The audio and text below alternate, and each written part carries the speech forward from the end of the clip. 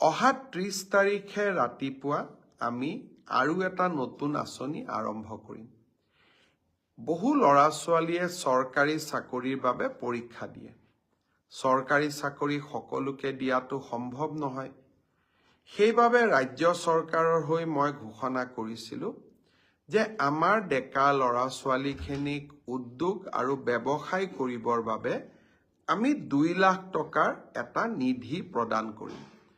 আৰু খুব ভাল কৰি যদি এই 2 লাখ টকা ব্যৱহাৰ কৰি আমি ব্যৱসায় এটা নিৰ্মাণ কৰোঁ, ভৱিষ্যতে প্ৰধানমন্ত্ৰীৰ মুদ্ৰা আঁচনিৰো আমি সহায় ল'ব পাৰিম বা মুদ্ৰা আঁচনিৰ জৰিয়তেও আমি এই 2 লাখ টকাক আৰু ডাঙৰ বৃহৎ পুঁজিলৈ ৰূপান্তৰ কৰিব পাৰিম। এই প্ৰধানমন্ত্ৰী আমাৰ মুখ্যমন্ত্ৰীৰ আত্মনিৰ্ভৰ অসম আঁচনিৰ প্ৰথম কিস্তিৰ ধন 30 তাৰিখে ৰাতিপুৱা 10 বজাত আমি গুৱাহাটীৰ খানাপাৰা ফিল্ডৰ পৰা বিতৰণ কৰিম। ইতিমধ্যে আমাৰ জিলা উপায়ুক্তসকলে নিৰ্বাচিত ছাত্ৰ ছাত্ৰীসকলক আমন্ত্ৰণ জনাইছে। মই আশা কৰিম যে 25,000 নিৰ্বাচিত যুৱক যুৱতী অহা 30 তাৰিখে যাতে খানাপাৰালৈ আহে। প্ৰথম আমি 75,000 টকা দিম। 3 দিনীয়া প্ৰশিক্ষণটো সমাপ্ত হোৱাৰ লগে লগে আমি আৰু 25,000 টকা নৱেম্বৰ মাহৰ ভিতৰতে এই যুৱক যুৱতীসকললৈ আগবঢ়াম।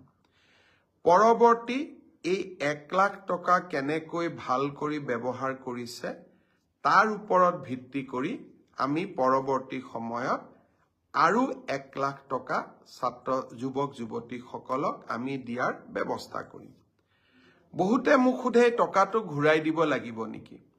1 লাখ টকা ঘূৰাই দিব নালাগে। আৰু বাকী 1 লাখ টকাও 3 বছৰ পিছত মাত্ৰ মাহত 5,000 টকাৰ এটা সৰু ইনষ্টলমেণ্টেৰে 5 বছৰ সময় আমাৰ 5,000 কৰি আপোনালোকে লাহে লাহে এই পইচাটো আমাক উভতাই থাকিব পাৰিব। ল'ৰা ছোৱালীক যুৱক যুৱতীক আমি সকলো প্ৰকাৰে সহায় কৰাৰ বাবে আমি প্ৰচেষ্টা কৰিছোঁ। এই মুখ্যমন্ত্ৰীৰ আত্মনিৰ্ভৰ অসম আঁচনিৰ দ্বিতীয় লানিও আমি লগে লগে আৰম্ভ কৰিম। এইবাৰ আমি আৰু নতুনকৈ 75,000 যুৱক যুৱতীক এই মুখ্যমন্ত্ৰীৰ আত্মনিৰ্ভৰ অসম আঁচনিলৈ আনিবৰ বাবে চেষ্টা কৰিম।